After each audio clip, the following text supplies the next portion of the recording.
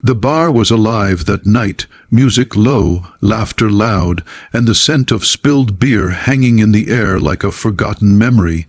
Soldiers from the nearby base crowded the place, still wearing their fatigues, the weight of training and deployment clinging to their posture even when they laughed. They came here to forget, to breathe for a few hours before another day of drills, reports, and orders. But in the corner of that chaos sat someone who didn't quite fit in the quiet girl. She wasn't exactly a stranger, but no one knew her story. Some said she worked in logistics, others swore she was attached to the intel division. What everyone agreed on, though, was that she didn't talk much. She came in sometimes, sat at the bar, ordered coffee instead of beer, and kept to herself. That night her silence drew attention. A group of rowdy soldiers had been there longer than they should have, laughter growing sharper with every drink. Their ringleader, a tall, loud staff sergeant with a booming voice, noticed her first. "Hey, look who's here again," he said, elbowing the guy beside him, the quiet one, always alone, always listening. "You sure you're not some kind of spy, sweetheart?" The others laughed, the kind of laughter that didn't come from humor but from insecurity. The woman didn't flinch. She took a small sip of her coffee, eyes steady on the counter. "Mute, huh?" he said louder, trying to get a rise out of her. "Come on, say something. Or do you just think you're too good to talk to the rest of us?" The bartender looked up, his hands pausing mid-wipe, but she gave a tiny shake of her head. "Don't." She didn't want help. Not yet. The men kept laughing. Someone muttered something under his breath about intel types and wannabe agents. It was all meant to humiliate, to test her reaction. But the woman just stared at the amber liquid in her mug, her reflection in it calm and unmoving. Then the sergeant leaned closer, invading her space. "You know," he said, lowering his voice, "in my unit, silence means guilt.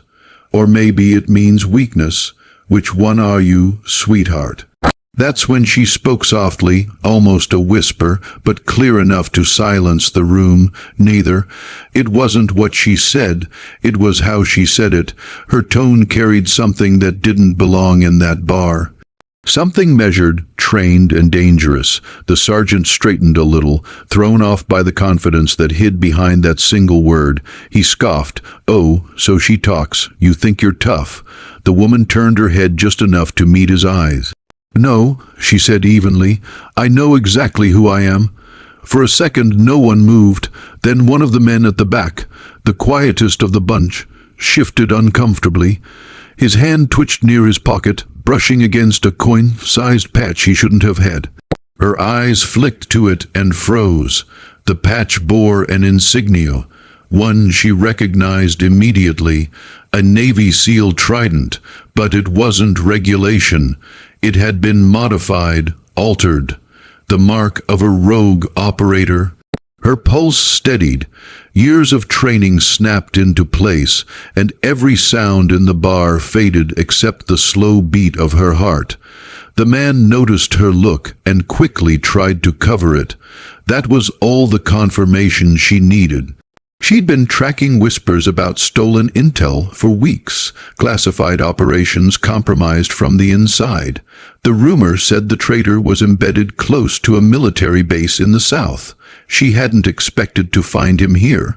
She placed her cup down gently, the porcelain clinking softly against the counter.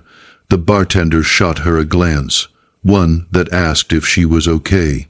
She nodded once, then she spoke again, calm as before. "Funny thing," she said, turning her eyes back to the sergeant. "You called me mute, but I think the one who should stay quiet tonight is him."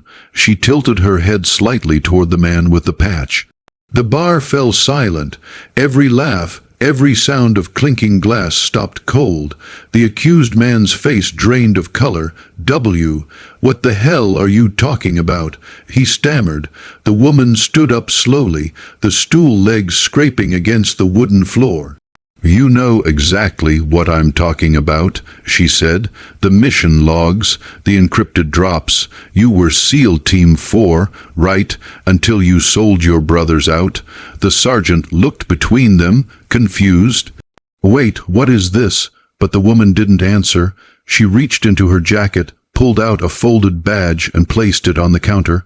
The light caught it perfectly. U.S. Navy SEAL Intelligence Division.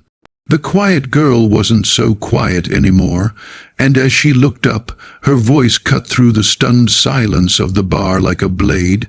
"You picked the wrong night to test me." The bar had turned still. The air that moments ago was thick with laughter and bravado now felt heavy, sharp, like the air before a storm. The soldiers who'd been mocking her moments earlier suddenly looked unsure, eyes darting between the quiet woman and the man she'd just exposed. The man with the altered seal patch froze, his drink halfway to his lips. "You're crazy," he said, forcing a shaky laugh. "You don't know what you're talking about." But his voice betrayed him. It trembled, thin and uneven. The woman, Agent Claire Dalton, though no one here yet knew her name, watched him with the same calm precision she used in interrogation rooms. Her stance was relaxed, but her eyes were alert, calculating every muscle twitch, every breath. She wasn't here by accident. She'd been tracking intel leaks for 6 months, and this man, the so-called veteran who claimed to have retired early, was the loose thread that could unravel everything. She'd expected to find him eventually. She hadn't expected him to find her first. "Who sent you?" she asked quietly. The sergeant who had been mocking her earlier blinked in confusion. "What's going on here?" he muttered, looking to the others. No one answered. The laughter was gone. Only the low hum of the ceiling fan and the faint clatter of a glass breaking in the distance filled the silence. The traitor's jaw clenched. "I said you don't know what you're talking about." Claire tilted her head.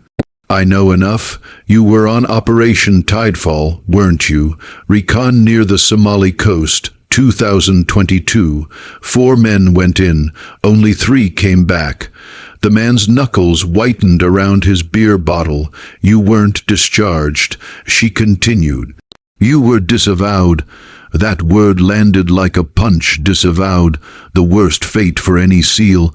It meant you weren't just cut off, you were erased. The sergeant, still trying to make sense of it all, took a step forward. Hold up, he said, gesturing between them. "You're saying this guy's a traitor? That's insane. He's been drinking here with us for months. He's using you." Claire interrupted, her voice firm but level. "You think you're drinking with a brother in arms, but he's been pulling information, casual talk, deployment chatter, unit rotations, things you shouldn't even mention off base." A low murmur spread among the soldiers. Realization was beginning to settle in. The accused man slammed his bottle on the counter, shattering it. "You don't know anything about me," he shouted, but Claire didn't flinch. She'd stared down armed men before, men who'd lost everything and had nothing left but fear. This one was no different. "Actually," she said, eyes locked on him, "I know you were in Djibouti 6 weeks ago, meeting with someone you shouldn't have. I know your comms were traced to an encrypted frequency used by a known broker, and I know you're carrying a burner phone in your right pocket." The man froze, his breathing heavy. The soldiers glanced at each other uneasily. One of them, a corporal with a serious expression, moved subtly toward the exit, cutting off any escape. The traitor's eyes darted around the room, calculating odds he didn't have. Then his tone shifted, low and venomous. "You think you can just walk in here and accuse me? Who the hell are you, lady?" Claire reached into her jacket again, this time not for her badge, but for a small black tablet. She set it on the counter, tapped the screen, and a secure video file opened. The image showed the same man, meeting under dim light in a shipping yard, exchanging a small drive with an unknown contact. The timestamp and GPS coordinates were clear. The bar fell silent again. No one spoke. No one moved. The man's face turned pale. He knew there was no denying it now. Then, suddenly, he lunged. He didn't go for her directly. He went for the tablet. But Claire was faster. Her hand caught his wrist mid-swing, twisting it with trained precision. The bottle in his hand fell and shattered harmlessly on the floor. In one motion, she turned his own momentum against him, forcing him face down on the counter. The soldiers gasped. A few instinctively stepped forward to help, but froze when they saw how easily she'd handled him. The sergeant's mouth fell open. Her voice, calm and unwavering, cut through the stunned silence. U.S. Navy SEAL Intelligence Division, you're under arrest for treason against the United States. The man struggled, but she pressed his arm tighter until he stopped moving. Then she looked up at the others. This isn't just about him, she said. Loose talk costs lives. The people you drink with, the words you share, the missions you mention. They matter. You never know who's listening. No one argued. For the first time that night, the soldiers looked at her not as a stranger, not as the quiet girl, but as someone who had just saved them from the enemy sitting right beside them. She released the traitor's arm, keeping her stance ready as she called it in over her encrypted comms. Her voice didn't waver once. Outside, the sound of approaching sirens broke the silence. As military police entered and took the man away, Claire finally picked up her coffee cup, still warm. She took one last sip, then turned to leave. Before walking out, she paused and looked back at the stunned soldiers. Next time someone's quiet, she said softly, maybe listen before you laugh. Then she walked out into the cold night air, her mission complete, her silence speaking louder than any words ever could.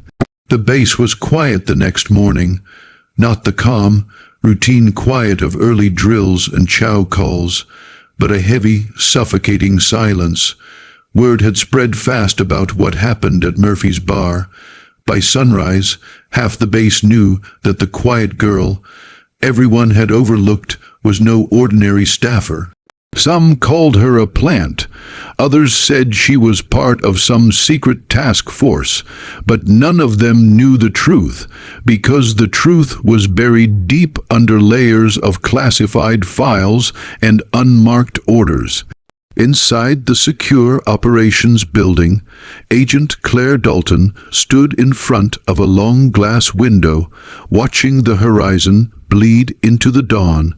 Her uniform was different now. Black tactical jacket, SEAL insignia gleaming faintly on her shoulder. Her face was calm, but her eyes were unreadable. Behind her, two officers entered the room. One was Commander Rhodes, a man built from steel discipline and 25 years of service. The other, Major Lexahan, was head of internal operations. Both carried the air of people who'd seen too much and trusted too few. Dalton, Rhodes said, setting a thick folder on the table, "You made quite an impression last night." Claire turned. "Wasn't trying to, sir. Just doing my job." Rhodes gave a small grunt, half approval, half irritation. "Your job involved staging an arrest in a public bar filled with active duty personnel." "It wasn't staged," she replied evenly. "He was about to disappear. I couldn't risk waiting for clearance." Han folded her arms. "You went off protocol. I went off schedule," Claire corrected. "Not protocol. The objective was capture. Mission accomplished." Rhodes opened the folder. Inside were surveillance photos, coded transcripts, and digital logs, all pointing to the same man she'd taken down, Sergeant Mark Rylan, former SEAL Team 4, disavowed 3 years ago, vanished 2 months later. Resurfaced under a new identity at this very base. Ryland's been leaking intel to foreign contractors, Rhodes said grimly, operational routes, deployment schedules, even the names of embedded assets. He's responsible for the deaths of at least 4 servicemen overseas. Claire nodded. "I know, that's why I was assigned here. The leaks were too clean, too close to home." Han studied her for a long moment, and the others at the bar. "Do they know who you really are? They know what they need to," Claire said. Nothing more. There was a pause, then Rhodes closed the file and leaned forward. You've been deep cover for 8 months, embedded as logistics support. No comms, no backup. You realize how close you came to blowing your cover? She met his gaze. Sometimes the only way to find a snake, she said, is to let it bite. A faint smirk ghosted across Rhodes's face. You sound like your old CO. Claire's expression softened for just a second.